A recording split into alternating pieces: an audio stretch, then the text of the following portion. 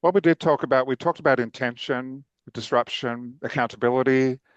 We talked about bringing the work to life and not having the work sit on the shelf. We talked about research informing practice and practice informing research. And we talked mainly about the care for the work and care for the people doing the work. We talked about the reality of our time. And we have a habit, Adrian and I, and my old days at Eon, that we meet with the presenter quite a few times and fully immerse ourselves in the work. And Adrian's been my partner in tempered radical leadership through a long time. And we love to collaborate and throw ourselves fully into any work that we do. Sanjeev has, with great humility, stepped into our world. He has articulated what we may experience in our practice, but more importantly, offering a way, one of many ways of reconfiguring the DI function, the way forward in the practice. And this work was done during COVID over 7 years. How can we forget? So as we travel through the forum today, take a note of some of the areas covered, how they might connect with you, how you might relate to the findings, where you might locate yourself in some of this work. And you may have a different experiences. There's no uniform format or approach to DI work, or you might be quite new to DI. So how will this inform then your future practice? What can you work on? And how are you able to disrupt or communicate with influence?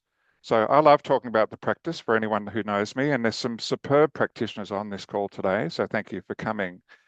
And I'm just going to read a quick study of a book that I wrote with Tom Verghese and Fiona last year, Fiona Cratchell, on the fearless diversity and inclusion practitioner. And this speaks to our selfless nature and how we may continue to communicate with influence with intent, disruption, and accountability. So a few years ago, I wanted to run a forum on Human Rights Day and anti-racism and racial equity in my organization. It was an area of work that required attention. I spent more time and energy trying to convince my managers to allow the event to run rather than the time organizing it, and I was convinced people would not be interested. I was confident we would fill the 200-seat theatre, and I proposed to book, which was for free.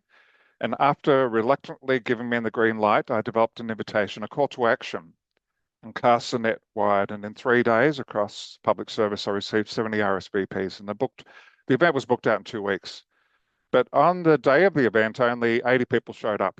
There was 120 empty seats. And I started thinking, what is something preventing people from attending? Was it a competing work priority, a meeting that had been booked at the same time as a forum? Or were people being asked, do they really need to go to the forum? There couldn't have been 120 people sick on the day. And it was a good lesson for me. I realized I could have worked harder on the engagement piece. I could have written to leaders and encouraged the staff to attend and put more focus on the why and what's in it for them. And I often say, if you want change to happen, then you must show up without judgment, of course. Otherwise, you end up preaching to the choir. And as an old mentor, Glenn Singleton, would often say, when this happens, the choir is in practice. So after I wrote a mental note and instructions to myself with Tom and Fiona's guidance, and I had a top 10 list in terms of what I can do to lead organizations. And these will include offer a shared vision of success, get leadership buy-in, use your power, seek freedom to operate, bring people with you, do more than tick boxes, avoid quick fixes and embed sustainable systems, equip people with DI skills and confidence, and even more importantly, decode the unwritten rules and navigate the politics, but always be prepared to ride the roller coaster of change. So finally, without disruption, nothing changes. Without accountability to ourselves and from our leaders, nothing cuts it. But I always say, let's continue to be bold in making changes, whether it's a personal stand that no one sees, or whether it's demonstrating equity, inclusion, human rights, and accessibility through your work. It all counts and no effort is ever wasted.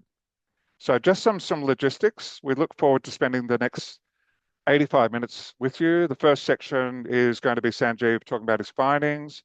We'll have some breakout rooms, terrific, for 15 minutes. We can talk to each other, find out who we are and some of our latest work, and then we'll do some report back and I'll moderate a bit of a Q&A if we have time and a final summary. So we'll keep the forum open for another 20 minutes as we usually do, just if you're free and like to have a more informal conversation. Introduce yourself in the chat. Feel free to engage in the conversation or sit back. take notes, reflect, or even go for a walk, sit inside, outside, cameras on or off, whatever makes you feel comfortable. This is your time. And post your reflections and learning throughout the session. Sanjeev has bought this digital tool called Padlet Park, which is pretty cool. And he'll explain that we can capture our thoughts and learning. And Adrian and I will also keep an eye on the chat box and message Adrian directly if you need to. So I'm going to pass it on to Dr. Sanjeev, who holds a PhD in management from CQU University, MBA in economics, Master of International Business. And we were talking before about where he's worked in Dubai and Singapore in quite a number of strategic roles. He lectures on strategy and entrepreneurship and human resources management at University of South Australia. So thanks again, once again, for those who know me to listen to my introduction. And I really hope you enjoy today's forum. And I'm going to mute and pass it on to Sanjeev, and we'll catch up a little bit later. Thank you.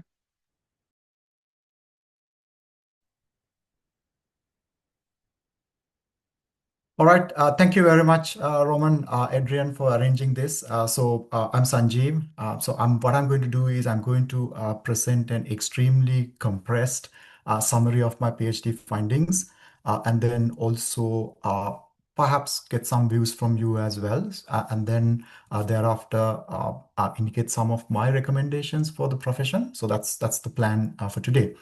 But first of all, let me acknowledge the country. I'm based in Adelaide. So I begin today by acknowledging the Ghana people, the traditional custodians of the land in which University of South Australia is located, soon to be Adelaide University from next year. I pay respect to their elders, past, present, and emerging. I recognize and respect all cultural heritage, beliefs, and relationships with the land. And I also acknowledge traditional custodians of the country throughout Australia. Again, thank you very much, Roman, Adrian, for giving me a forum so that way I can share, and hopefully some of my findings might help you with your practice. So that's the purpose of today's presentation. So a little bit about the background and the motivation. Motivation for doing a PhD, further research in diversity and inclusion. I conceived the idea when I was working in Malaysia as a general manager in a manufacturing operation. Of course, when I came to Australia, when I relooked at my idea, then I was focusing on Australia, and unlike Malaysia, where the function was handled by HRM, who were kind of struggling to balance their HRM duties along with head office requirements with regard to D&I. I found that in Australia, we got a specific function and a group of people who have dedicated most of their lives to actually this very, very important course. So because of that, my focus turned to diversity and inclusion practitioners in Australia.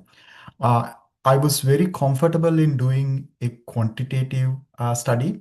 However, the existing knowledge and data was somewhat dated and incomplete in this space where I was looking at the practitioner, the function, and the role. So therefore, I had to resort to doing qualitative research. And the method that I used was something called the grounded theory method. I reached theoretical saturation at around 22 interview mark. So what that means is that by around 20th interview that I did, I found that the responses that I was getting was somewhat similar. So therefore, I stopped with around 22 interviews. And obviously, that's a limitation as well. Further research needs to go into this space. My participants came from both sectors, not-for-profit government sector and also for-profit private corporate sector. But you can say that majority of the practitioners were from the private sector organizations, including can say education sector also I consider under private sector. It's important to note that I'm taking an outside view when I'm presenting these findings. I'm not an HRM practitioner, nor a diversity and inclusion practitioner. And therefore, what I'm presenting and what I'm analyzing is actually someone else's lived experience of the participants. And in some cases, those findings may be relevant to you, especially given the wide variety of experiences who have people have gone through as diversity and inclusion practitioners. So therefore, please take it in that spirit that I'm looking at somebody else's lived experience, not necessarily my experience. And of course, the research ends with significant amount of future direction for research, areas to research. So I have already started doing some research with regard to the diversity role and the responsibilities and tasks diversity practitioners do. So that's an ongoing research. It's also important to note that my focus is purely diversity function practitioner and D&I course. I'm not necessarily looking at the subject of diversity. In other words, I'm not looking at the circumstances of the historically marginalized and traditionally disadvantaged groups. Yes, it's part of the research, but my focus is practitioners and the function and how the function has evolved. Obviously, the research has some limitations. Number one, it's 22 interviews. I feel obviously it will not exactly cover all the experiences that the practitioners have gone through. So that's something that we need to improve on. And also the timing. I started my research in 2017 at Swinburne University as a practice-based PhD with my supervisor, Professor Santina Burton. However, as she shifted to CQ, I shifted to CQ as well. So you can say that my PhD research actually ran from 2017 up until the end of 2024. So significant changes actually took place during that time. So bulk of the interviews were done just prior to COVID and during COVID time. So I was able to capture some learnings. However, if I do these interviews today, the circumstances are very different. Yes, because my PhD for not purely because I wanted to do it like that, because it was extended for a longer period of time. I was working and doing my PhD. I was able to bring some of those recent changes that were taking place in the sector, and that is also integrated into the thesis. So my supervisor is Professor Santina and also Professor Julian Tesha, who became my secondary supervisor. They have been in this space for a very long time.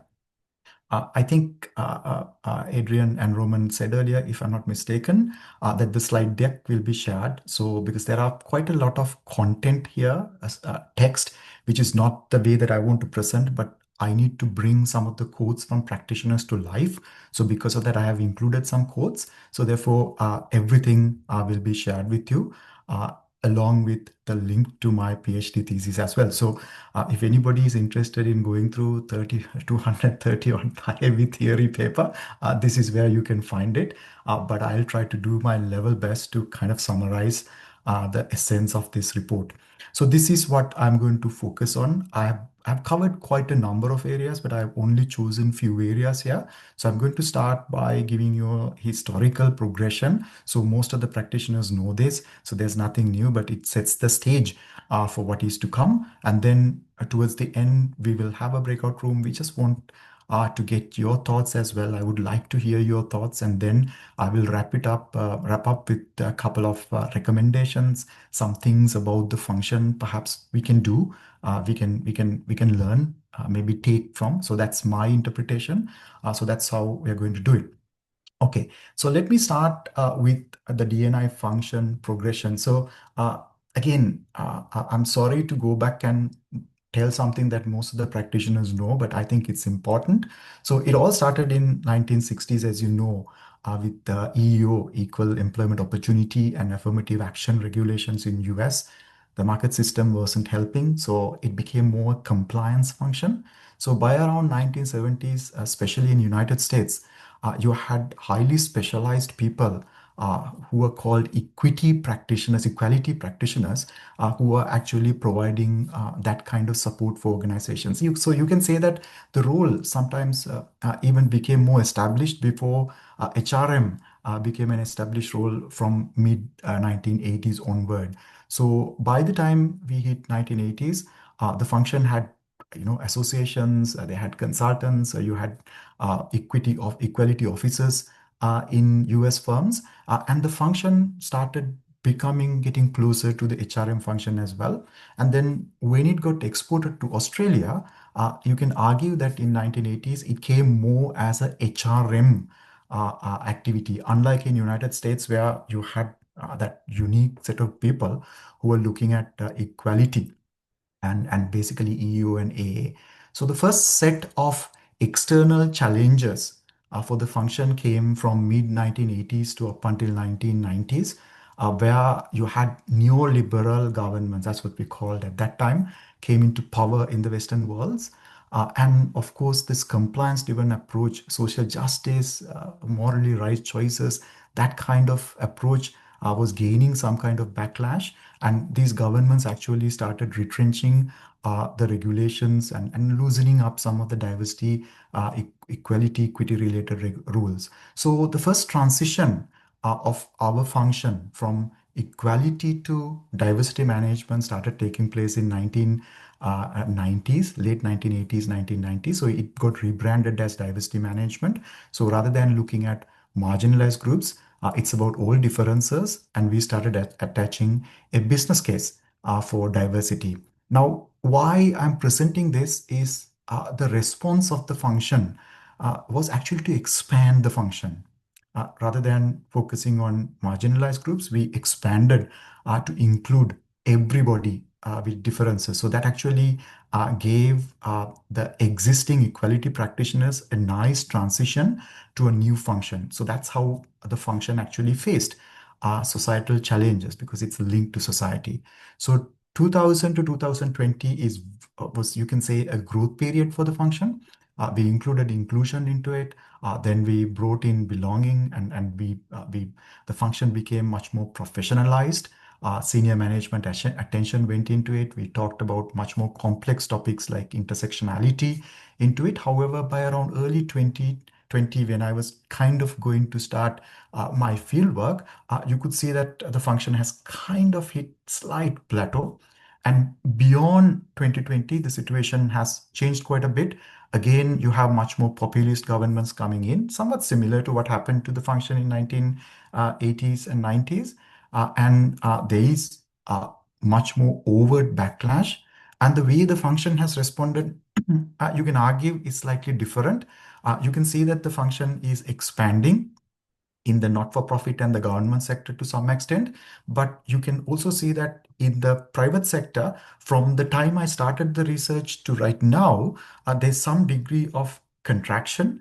You can see that some of the activities are getting, yes, the function is getting rebranded, but at the same time, some of the activities are getting distributed into others gradually. So from 1980s to today, you can see that the function is growing in one side, and on the other side, it's kind of like contracting. So that's the context. And this is how the practitioner has evolved from equality to a DEI practitioner. Of course, you get wide variety of rebranded versions of the name. Now, keeping that in mind, when I started the research, we knew about the practitioners. There was some quite a bit of research done by DCA, and also Sydney University did some studies about the practitioner, and there were anecdotal evidence from US, UK, Australia, New Zealand, and some of the other European countries as well about practitioners. So it was more a transient role. That's what we knew about the practice. It was heavily connected with HRM, even in the United States after some time.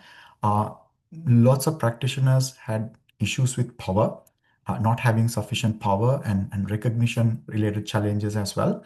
And most of the time, the function was performed by people who are from marginalized and disadvantaged backgrounds. So academics used to argue that that's not the real way to do it because you are reinforcing the differences and the marginalization. But nevertheless, we had some idea about what the practice was all about. So keeping that in mind, I went and did the research. So I was looking for a nice place to start. So I will start by explaining how practitioners enter the profession. So the story might be the same with you. Perhaps your entry route, those who are practitioners, might be very different. But what is interesting is that most of the practitioners in this space, they actually enter somewhat accidentally. So I've given some quotes here, so I'm not going to read them. I'll just leave it. Maybe you can have a read later on. But it's a highly passion-driven career choice. And of course, there's a slight difference between government, not-for-profit versus for-profit organizations, how you enter. But one thing is very clear that most practitioners, from their background, you appear to have some kind of lived experience or exposure to volunteering. And at the same time, in some cases, you have this other-oriented values with people who enter this function, so that there is a background condition that actually makes practitioners who they are. So at least the practitioners who were participants in my research. So you generally go and do a social studies kind of a degree, human resources, and then or social work. And then, of course, significant number of practitioners that I interviewed actually did engineering degrees, law degrees, uh, chemistry background. So they did so many other degrees. But then what happened was that you actually get exposed to this function somewhat accidentally, and then you become more like a bolt-on function. So it becomes a part-time role, and then or you take part in a project. Now, because you have that background, over a period of time, you build some kind of affinity. So there are some alluring qualities in that function that makes it very interesting for a group of people. And then what happens is you actually move to more a full-time role. So some actually exit from there into senior level HR roles, but others, over a period of time, you actually learn on the job how to do it.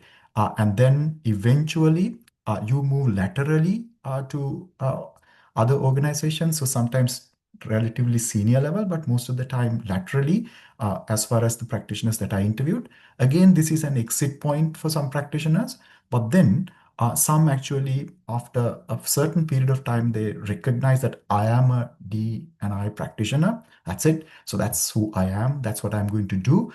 And most of the time, the next entry path tend to be moving out and becoming a more specialized consultant at a marginalized group level or sometimes broader level. So in that sense, the entry path is accidental, and there's a viable exit path as consultants because the practice itself is gradually becoming consultant driven as well. So that's kind of like the way I saw it as far as the practitioners who were in my research work. Again, please keep in mind, I'm interpreting somebody else's life experience, so your path to diversity and inclusion might be somewhat different. So a little bit about the job. When we say diversity and inclusion job, the scope of that job actually varies. So it can be very much focused towards employee diversity. So that's what I'm beginning to see um, uh, mostly with the people that I interviewed, and at the same time private sector. But you could see that there are other expansion options or other functions that the practitioners are doing. So for example, if you look at not-for-profit sector, sometimes you look at customer or beneficiary diversity, and sometimes you might be involved in supply side. For example, if the organization wants to bring in people with disabilities more into the organization, then you go and you work with organizations that actually facilitate that, and you create that pathway to the organization. And then obviously you have work scope in the broader community social engagement space as well. So for example, going to schools with to promote STEM, it's a higher social impact kind of a role. However, most of the practitioners that participated in my research were mostly internally focused. Now, the role itself is slightly different from a typical role because what happens is in a typical role, you have a job design, you have a JD, and you recruit and you perform. But in diversity roles, what I realize is that once you are recruited or sometimes internally transferred to do the function, you actually make sense of the role over a period of time. And over a period of time, you actually recraft the job to some extent. So it becomes you more than a standardized job. And then as you perform the requirements changes and other practitioners actually adjust. So it's a unique job in that sense because jobs evolve over a longer period of time. So you can't just remove one practitioner and bring another one to do the same role because the job has kind of like adjusted to that person and to that organization. Again, please keep in mind the circumstances might be a bit different in your organizations and in your case. In that sense, the job, there's a mismatch between the job specification sometimes and what practitioners do. And what practitioners do can be driven broadly by three things. Number one is your personal passion, lived experience. So if you come from a gender rights, that kind of a background, or if you come from a disability background, lived experience, or LGBTQ background, then that background actually shapes what you do. And also, organizations are also sometimes funny. They have different priorities. So one leader wants something, another leader wants something. So therefore, the organizational priorities change. So along with that, the practitioners adjust as well.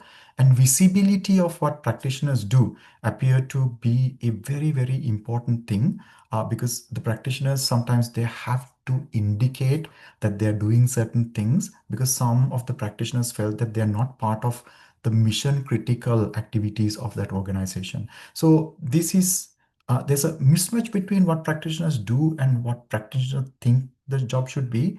So most practitioners believe that the job should be more change, systemic change, whereas what practitioners do tend to result in running a whole lot of activities one after the other. While it's good because the activities actually give visibility, there's a tendency that sometimes you jump from activity to activity, so you are in what you call an activity trap. Now, activities are good from a visibility perspective, but if there are too much activity program driven, sometimes others interpret it as a superficial function. So that's a concern some of the practitioners raised. And also, it is unique because of the replaceability of the function as well, because the function revolves around a practitioner. So when the practitioner goes, uh, you can't just replace it with someone because the job has evolved with that practitioner. There were significant number of practitioners who said that if I go, what I started won't continue. So that's a good thing in a way because the jobs evolve with you. But at the same time, it will also reduce the replaceability, increase the replaceability and tendency for your function to be kind of distributed among others as well. And what happens is this activity trap is kind of like enhanced because once you become a practitioner, you interact with other practitioners and then you look at what other organizations are doing, and then you move into more a visibility driven activity kind of a approach. So that's a concern some senior level practitioners actually raised in my survey, in my research. So, of course, the way that practitioners look at the function, I broke it down into three ways, three mindsets. One was what you call a converter mindset. It's more like, okay, we are teachers. We need to bring and we need to earn the hearts and minds of the people. So that way we need to convert them. So there's a converter kind of a mindset, kind of like a religious conversion to your side. Whereas there was another group who were more about disruptor. We have to call out, we have to burst the bubble. So that was more an accountability mindset.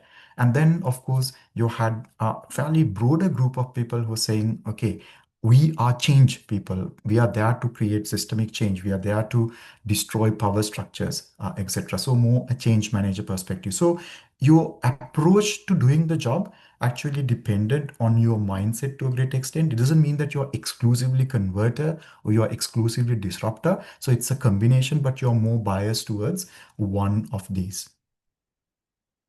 Of course, over the research, what I noticed was that the job was getting enlarged to some extent in the not-for-profit sector, and the job was getting distributed gradually in the for-profit sector to HRM roles, OD, wellness, and even some ESG related roles.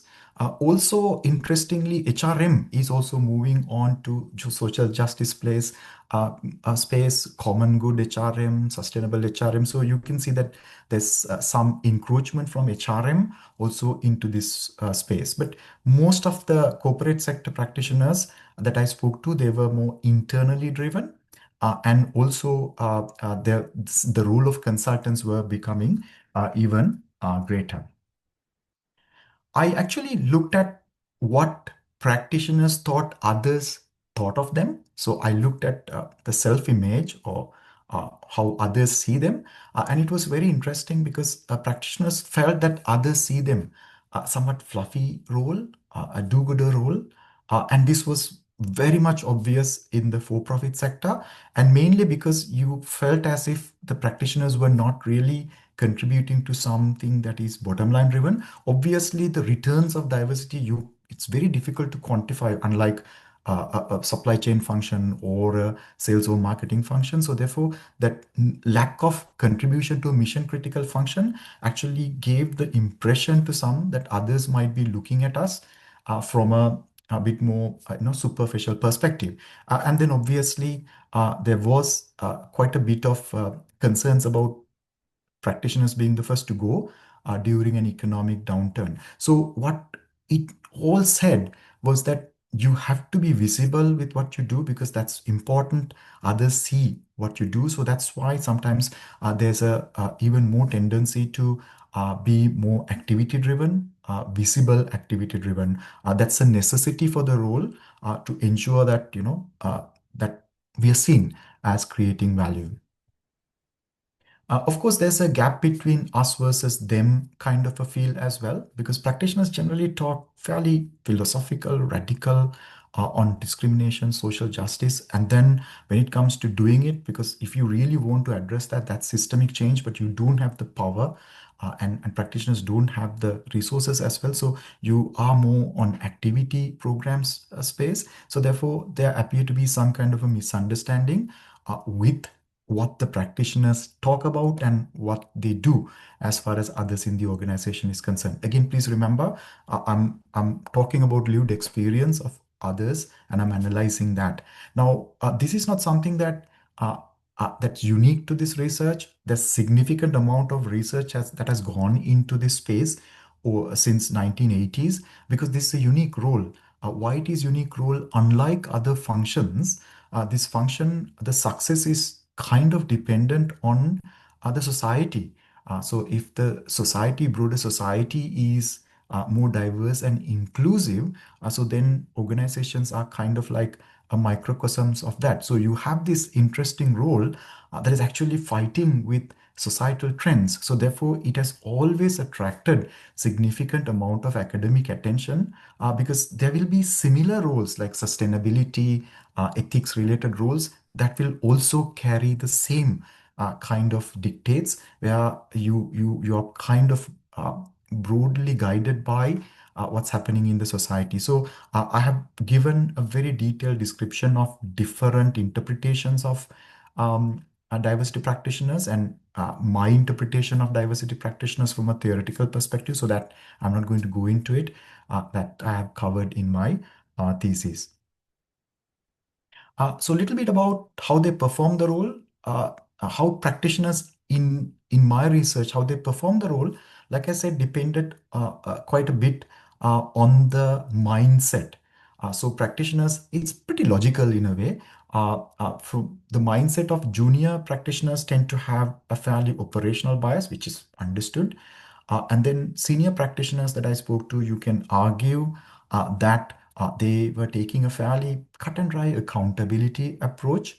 And then, of course, consultants, wider majority of them were more about systemic change. However, this interpretation, I strongly believe that you need further validation with quantitative research, but this is what I felt from what I found from my participants in the research. So I actually broke down, I looked at the passion construct in this job quite significantly because that's an area that came up over and over and over again. So the question was that, is this a job uh, that is quoted with passion? So it's just another job, but you have some degree of passion that and commitment that you need, or is it something that people are passionate about this, and therefore you convert that into a job? So therefore, the center of that job is passion versus the center being job. So it's very interesting because quite a significant number of practitioners in my study found the job to be a calling, a vocation, kind of like a life passion. And obviously, very clearly, all practitioners has intense passion and commitment to the role. So because of that, there's significant amount of passion.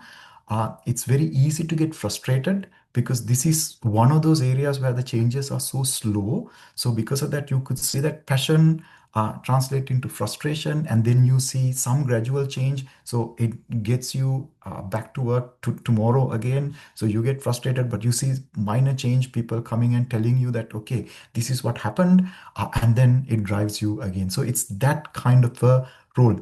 However, the concern among some senior practitioners that I interviewed was that is passion alone is enough? Uh, to do the job, you will need passion because that's the nature of the job. That's my interpretation. However, to get the outcomes that you desire from the organization, you need to be a skilled organizational operative with the skill set, that managerial business kind of skill set in organization. So sometimes there was a mismatch. You had intense passion and heavy principles, heavy values in this space, but sometimes you may not necessarily have the required skill set. And to make matters worse, you may not have the required power within that organization as well. So there was this debate about passion versus skill. However, I expanded quite a bit on passion here because there were some few practitioners that I interviewed. They came up with a very clear exit intentions.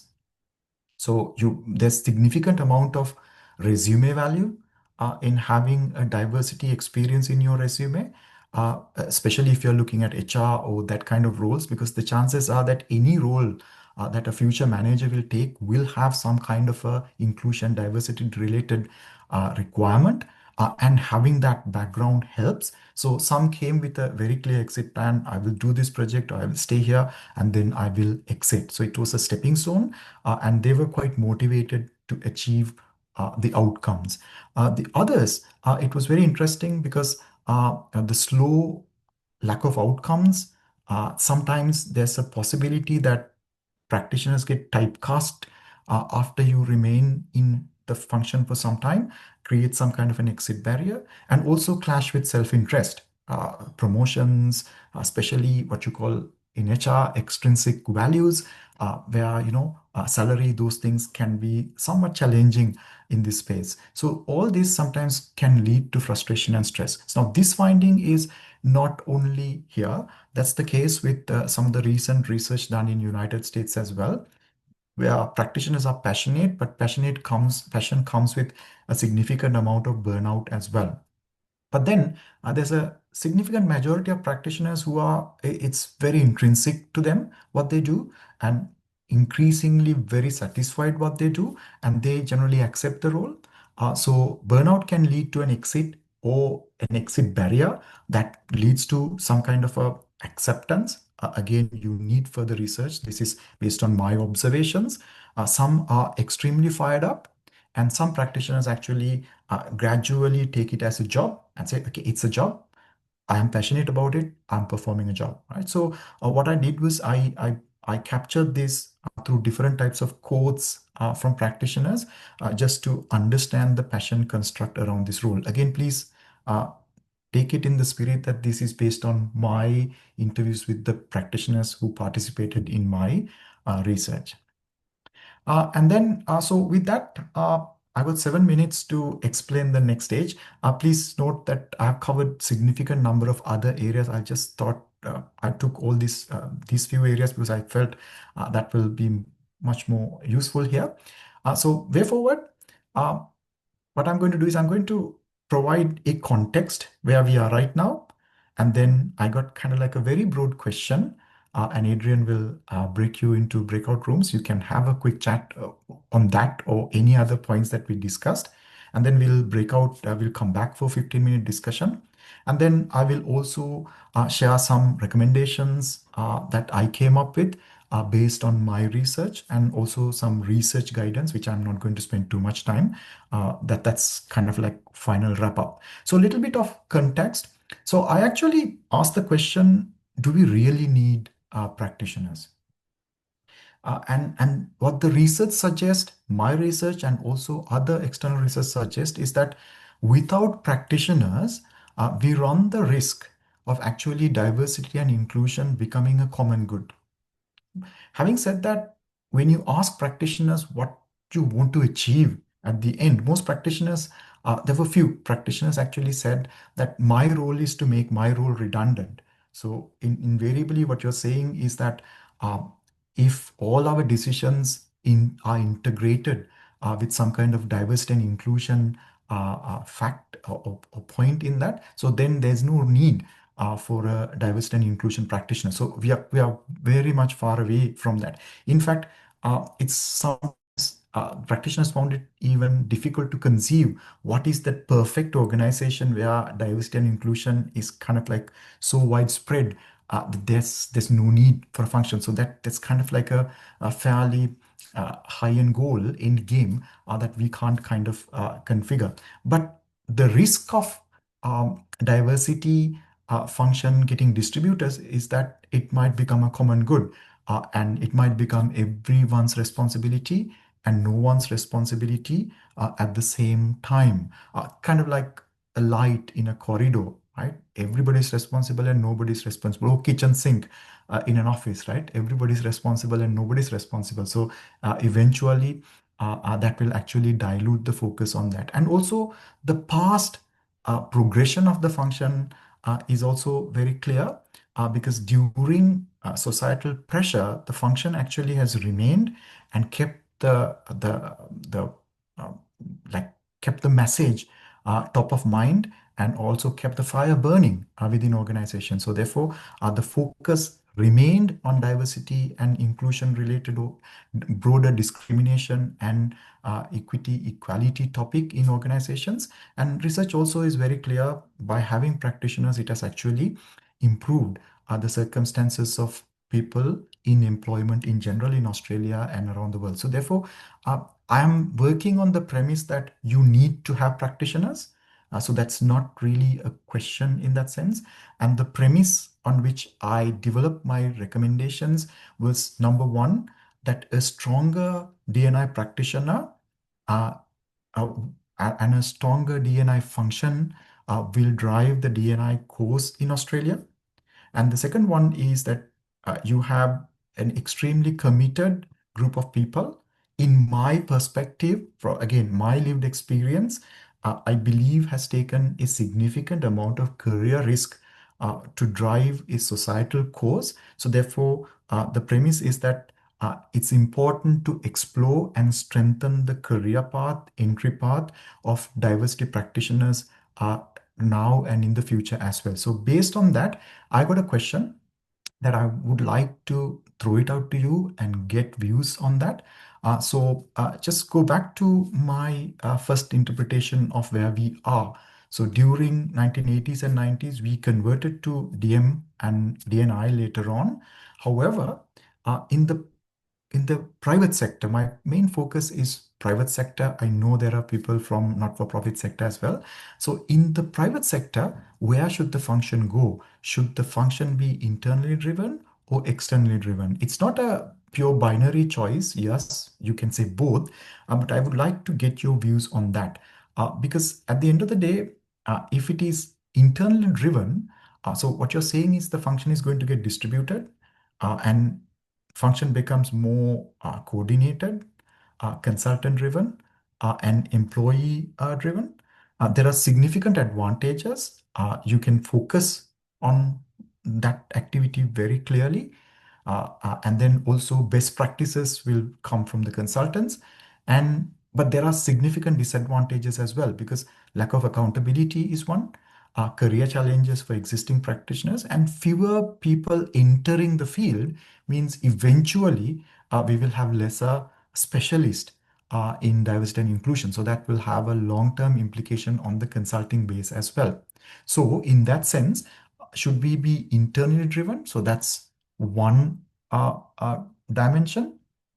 Or should we be more externally driven? Should the function actually move beyond, especially in the private sector? Should it go towards more community or supply side? Yes, if you look at some of the existing diversity maturity models coming from consultants, and also some roles that if you go and look at over the last 3 years, you can see that there's an external element coming in.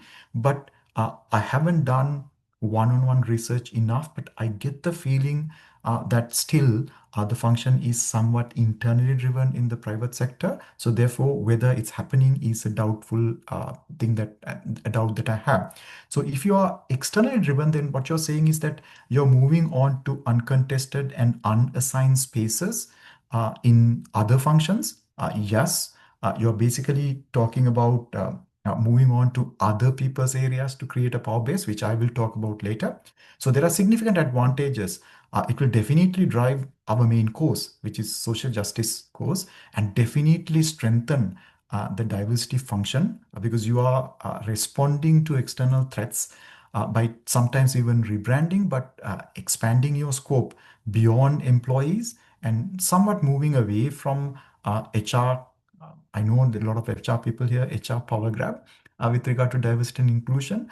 And at the same time, it gives you a lot of rebranding opportunities. So that way you can actually do diversity by stealth, right? So you gradually move on to other areas. But obviously, the reality is that there are significant lack of resources out there. And I'm 1 or 2 minutes away from finishing, and lack of power. So whether you can pull it off, whether we can do it, that's a question that I have from a strategic perspective. So in that sense, my question is this, right? My question is, where should the function go in the private sector? Because at the end of the day, if the private sector function expands, then that will leave lots of opportunities for not-for-profit sector as well, for collaboration and working with uh, the private sector, and at the same time career opportunities as well. So that will expand the career opportunities for practitioners.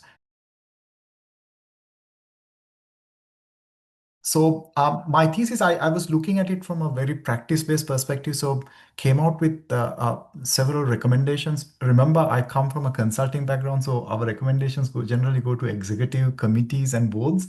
Unfortunately, here you don't have a peak body as such with regard to diversity and inclusion. So that's one challenging area as far as the function is concerned. So I'm looking at 5 recommendations. I'm only going to feature 4 very briefly.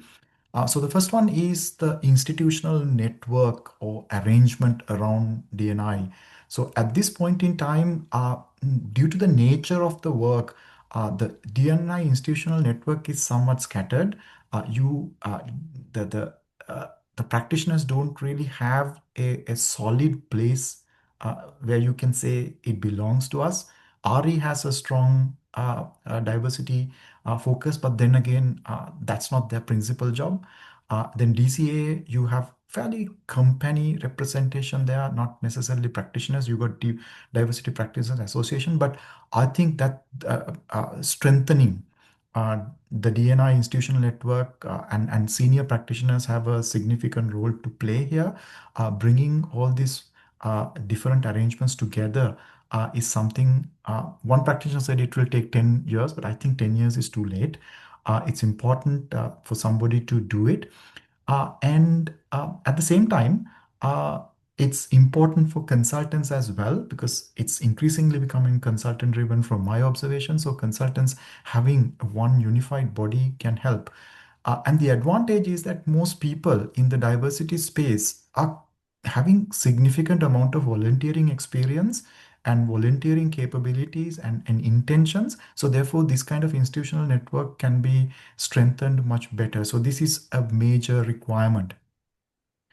Another one I have uh, talked about quite extensively is the DNI entry point. So as of now, it's a very hazy entry point.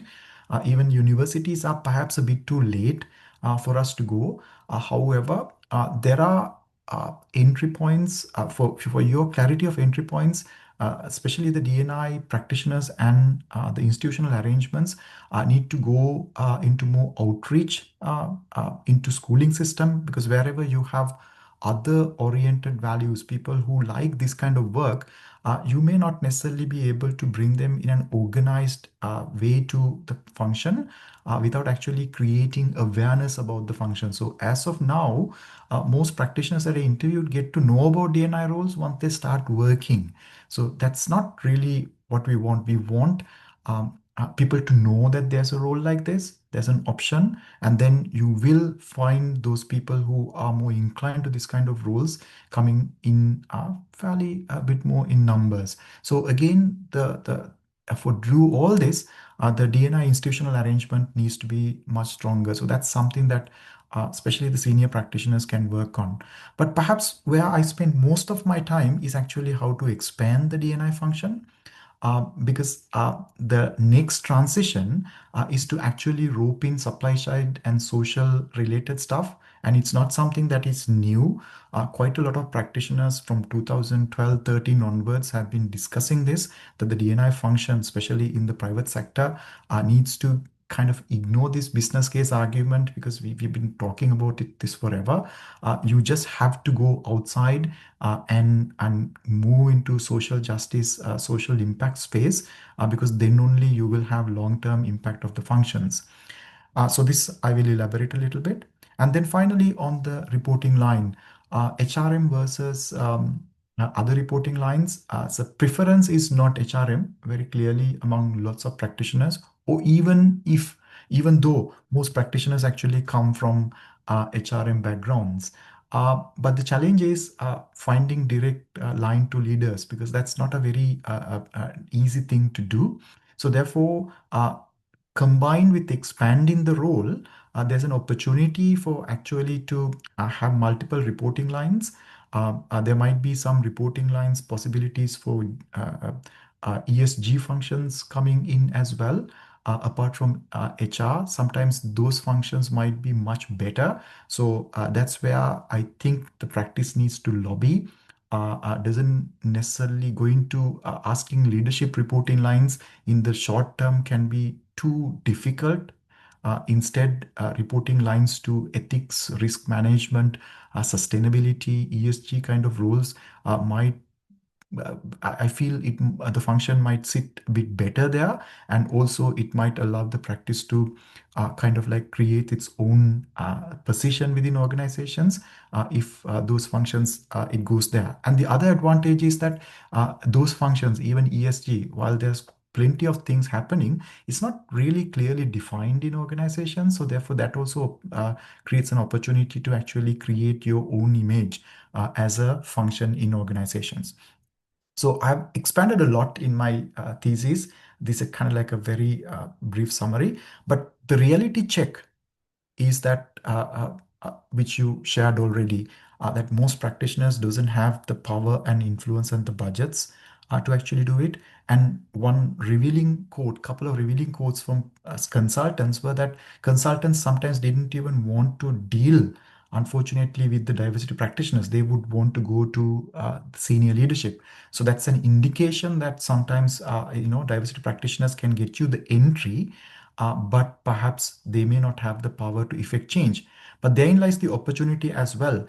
If you allow a consultant to come in, a good consultant can actually go to the top and pave the way for the function.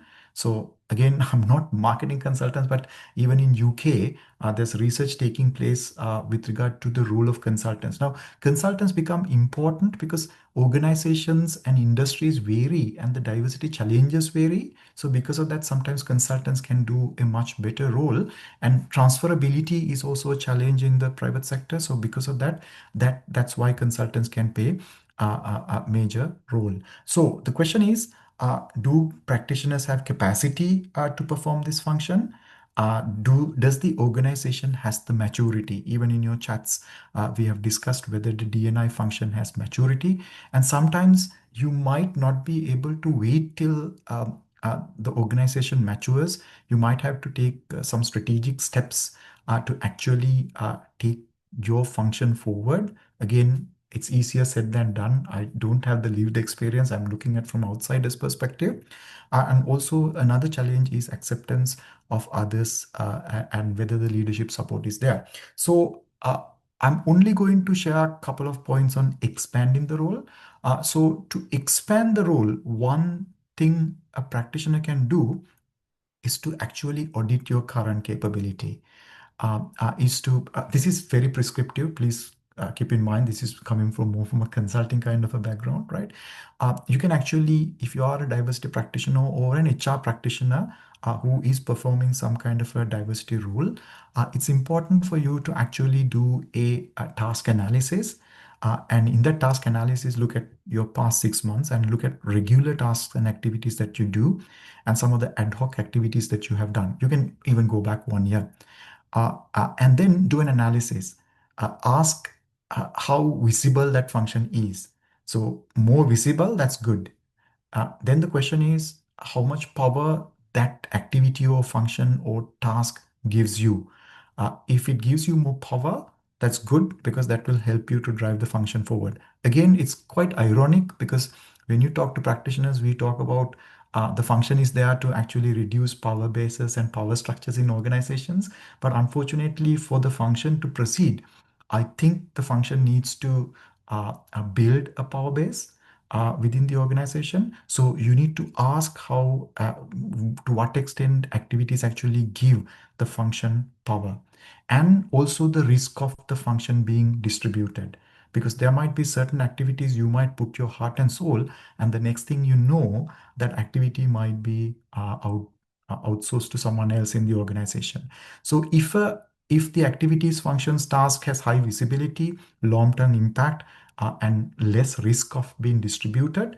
And if most of your job, let's say 70% to 80%, when you do the task analysis, is consisting of these kind of activities, then you may not necessarily have that much space to actually go and look at other spaces. However, in some organizations, you may have diversity and inclusion teams. There are few people there. So if you do a task analysis like this, that might actually help you to figure out what kind of activities that you can actually outsource or kind of reduce and create space to expand the power base of the function. Right. So I'm unashamedly talking about improving the power base of the diversity function here.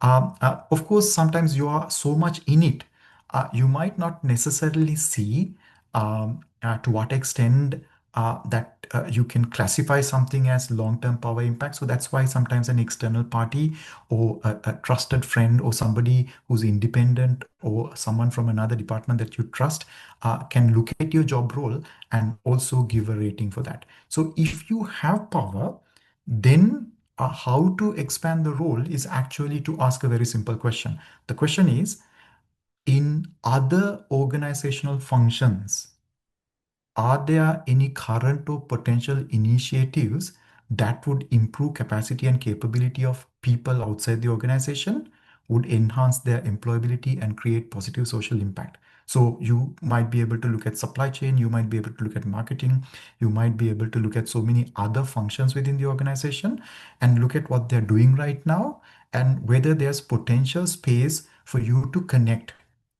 with external communities, increase employability, develop supply side capabilities. So this is a living document, so you can list it and you can add on, and sometimes you might need expert help from different functional areas to see how that function actually connects with the society externally. So then the next question is, how clear is the ownership? If the ownership is very clear, that means you're going to find it difficult to encroach into that space. So as long as leadership is unclear, it's better. So that means there's an opportunity for you to go there. And then long-term impact on D&I. If the long-term impact is very high, so that's a good thing. And then the two other areas that I would look at is ease of entering. How easy is it to enter that activity from your side, and whether you can maintain control of those activities. It's again very consulting kind of like an approach. And if ownership is a bit murky and long-term impact is very high, ease of entering is very high, ease of controlling is very high, then that's a candidate for you to actually make a conscious plan where you may not necessarily go directly, because most of the diversity practitioners may not necessarily have the resources or the capability to do that. So you might have to take a very stealth approach, or what we call a Trojan horse approach. You might use some kind of an initiative, or you might go ahead and offer your services. And then over a period of time, you get into that boundary spanning function. So the planning is the most important part here, and you will be able to benchmark some of the other organizations in your industries and others who has done that here. So this is one way of actually identifying activities where you can actually grow your function for the betterment of the function in your organization, and also overall for the whole DNI course in Australia. So it will, again, very consulting like. It will look something like this, right? So if you plot those bubbles that actually give enormous amount of power, if ease of entry is high and ease of control is high, then those activities will become your 80/20. That will give you power. So that way you can actually gradually, in a planned, organized manner, you can expand your role. Right? Again, remember, it's easier said than done, because, and also it's highly judgmental approach to expanding your function. So that actually concludes my discussion. In my thesis, I have actually explored a potential configuration for DNI function. So I believe the DNI function needs to be divided based on strategic and operational DNI from an internal perspective. It's happening in human resources and other areas as well. But in DNI, it's kind of like still mixed. And then perhaps my biggest research contribution is looking at the function from an internal perspective and also external perspective, and eventually building crusading and activism around the diversity and inclusion function. So that's something that I have come out with for future research. So that actually concludes my presentation. So you can contact me anytime, because I'm now using UniSA email ID, but soon it will be Adelaide Uni. So you can contact me any which way. And all these slides will be available, and the thesis will be available for you as well. Thank you. Thank you, Sanjeev. That's terrific. And look, thank you for your, I like calling this out, generous leadership. Thanks for staying on board, and actually, and thanks for those staying on board too. We're going to